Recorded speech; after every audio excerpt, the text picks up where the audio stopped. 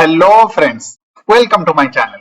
Today I came up with another agenda, that is left join in LINQ. Before that, if you are new to my channel, please do not forget to subscribe. What we'll cover in this video? We'll see what is left join followed by a demo. Let's get started. What is left join? A left join is a type of join operation that allow you to combine data from multiple collections or multiple tables based on a common key, and it returns all the element from the left collection along with the matching element from right collection or right table. If there are no matching element in the right table or right collection, then the result will be included null value for the corresponding right collections elements or right table elements. In LINQ, you can perform a left join using join keyword in combination with into keyword and the default if empty method. This enables you to achieve the same behavior as left join in SQL. Let's use a sample example to illustrate left join in LINQ. Let's assume we have two tables, that is T1 and T2, and in T1 we have data called 1, 2, 3, 4, 5, 6, 7, and in T2 we have data 5, 6, 7, 8 and 9. So when we apply left join to these two tables, what are the data we will get in return?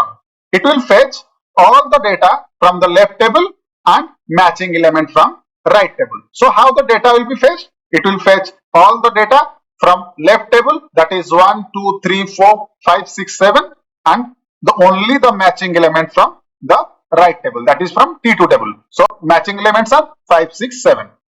How the output will look like? The output will be 1, 2, 3, 4, 5, 6, 7. Since 8 and 9 is only available in table T2, but we do not have 8 and 9 in table T1, so it will not fetch 8 and 9. So the output will be 1, 2, 3, 4, 5, 6, 7. I hope this image gives you more clarity how the left join works. Now we'll see a sample example where we'll apply the left join query to fetch data from two collections. In this example, we have two classes, that is department and employee, representing a company organizational structure. In department class, we have department ID and department name, and in employee class, we have employee ID, employee name and department ID. And in program.cs, we have list of departments and list of employees. In departments, we have three records, that is department 1, department 2, department 3. In employee, we have 5 records, and those belongs to different departments. Now, let's perform a left join between department and employee collections based on the department ID and retrieve a result that includes all the department and their corresponding employees. To do that, I'll create a variable that will hold the query results. For that, I'll write here var result is equals to from DEPT in department, and we'll join with employee. So EMP in employees on department, that is DEPT dot department ID equals employee dot department ID. Now we'll create a new collection that group employees based on their department ID. To do that, I'll write here into, for example, EMP group, then from employee in EMP group dot default if empty. There is a typo, and this part perform the left join.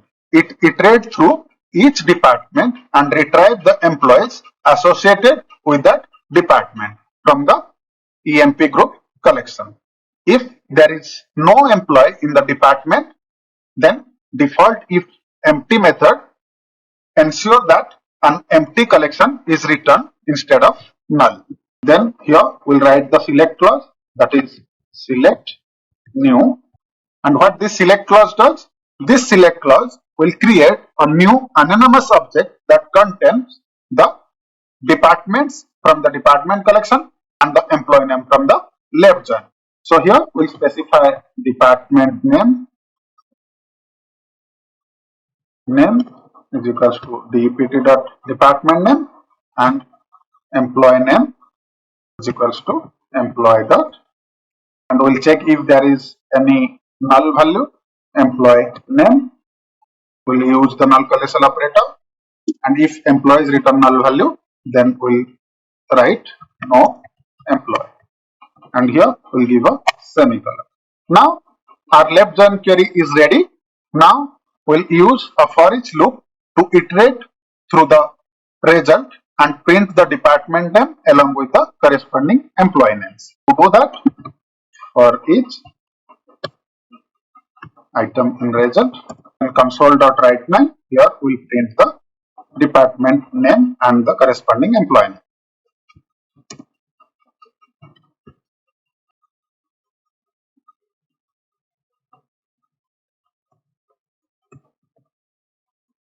We'll save it.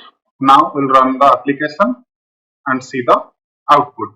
If we compare the output with the collection, now you can see there are three departments: HR, IT, and finance. These are the respective employees is showing. For department HR, we have two employees, that is John Doe, Mike Johnson, and for IT department, we have one employee, that is Jen Smith. Then for the finance department, we have Sarah, and you can see here the fifth employee is from department 4, which does not exist in the department collections. This is the reason this data is not showing in the console. Let's see how we can achieve left join using lambda expression. To do that, I'll just comment this code here, and here again I'll declare a variable, that is var result is equals to departments dot group join. I have to use group join here. Employees, we see DEPT is of department ID, then EMP dot department ID. We are joining the collections using department ID. Next, we create an anonymous method, for example department, and here we specify again EMP group. Here we'll use the lambda expressions and new.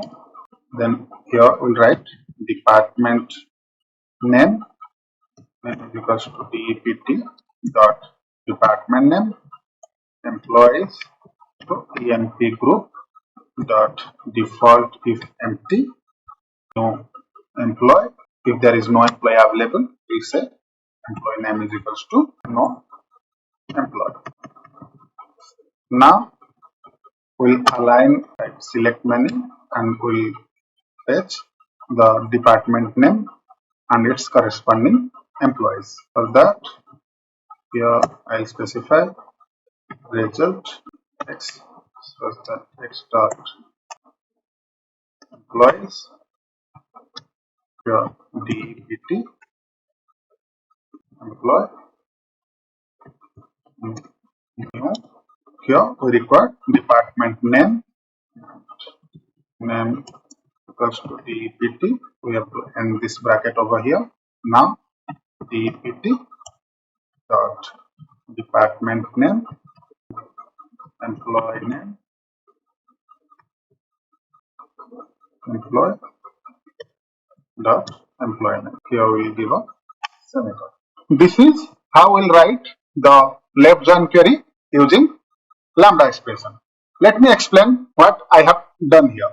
We have used the group join method to perform the left outer join between employee and departments based on the department ID. Lambda expression DEPT and employees specifies the key selector for both collections. Determine how the join is performed. The result of group join is an intermediate collection that groups the employee by the department ID, and we have used this select many method to flatten the nested collection of employees into a single sequence of anonymous object with the department name and employee name. And this line of code is used to process where we want to create the new anonymous object with the department name and employee name for each math department and employee. And as I mentioned earlier, default if empty method ensure that department without employee get a default entry. For example, in our case, no employee will be the default entry. We are doing the same. We are just iterating through the for each loop to print the department name and its corresponding employee name. Here we have a typo, so I'll just make it correct. Now the error is gone. Let me run the program again and see if we are getting the same output. Now you can see here we have two employees with HR department, that is John and Mike of department 1. Jen is from department 2, that is IT. Sarah is from department 3, that is finance. This is all about left join in LINQ. If you like my video, please do not forget to subscribe. Thank you.